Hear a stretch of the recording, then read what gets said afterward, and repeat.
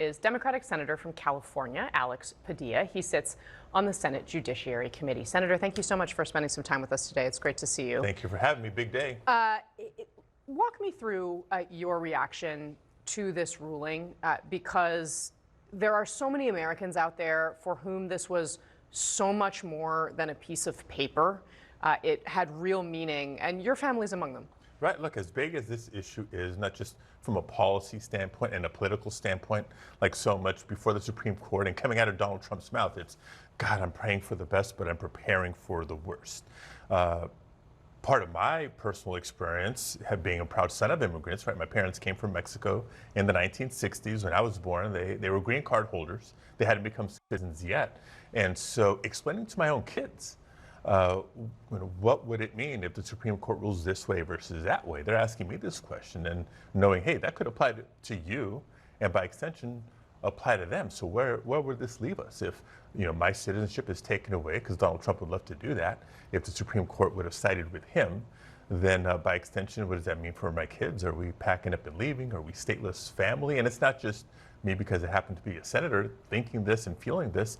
Millions of families across the country having similar thoughts, having very similar conversations. So thank God the Supreme Court reaffirmed what's been clear and the law of the land for more than a century and plainly written into the Constitution.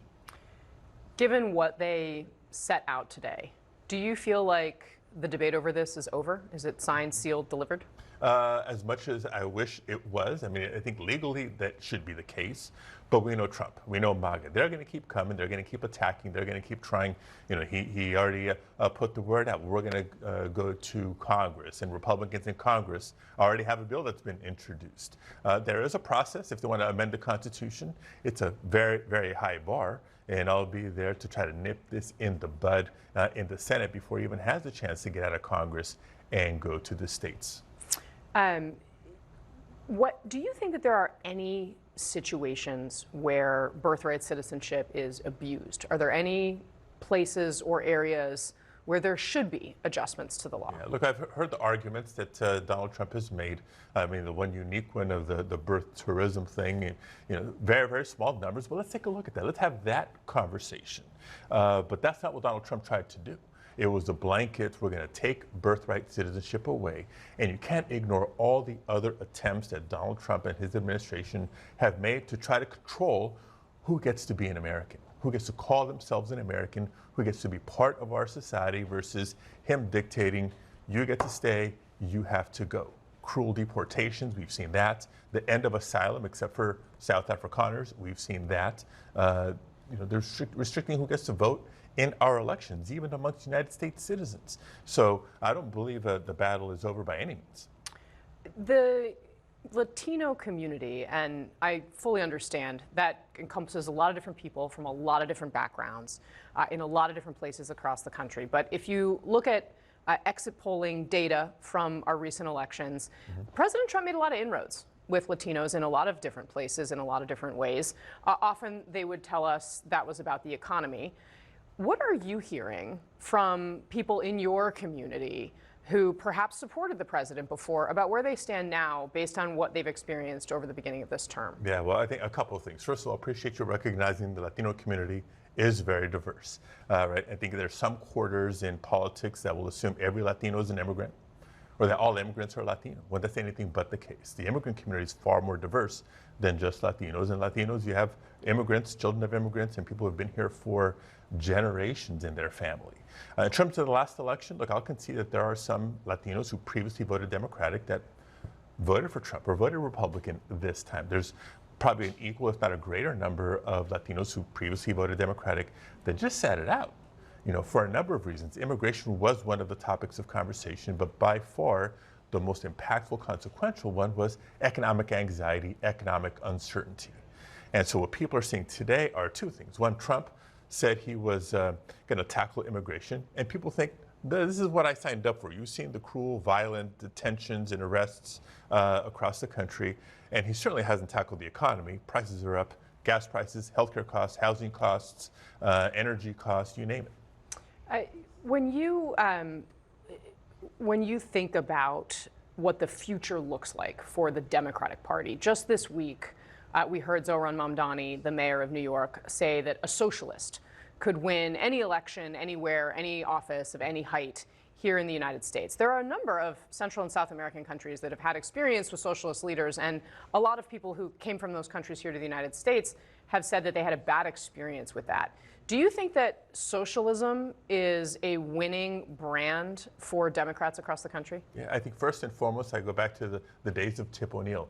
All politics are local, right? So maybe in the city of New York or parts of New York, that can resonate more. New York is different than California, different than Indiana, different than Texas, different than, and so I think more fundamentally for small d democracy, I'm looking for candidates and office holders, political parties and campaigns to really do the work of meeting people where they are and having the conversations about what's on their mind, what they want to see from their representatives, and tackling the issue. Let's debate the ideas on how to bring down the cost of healthcare and restore access to healthcare, right? Economic opportunity, the quality of schools, right? That on the bigger picture, it's still unbelievable to me. You have a political party, the Republicans under Trump, want to eliminate the Department of Education.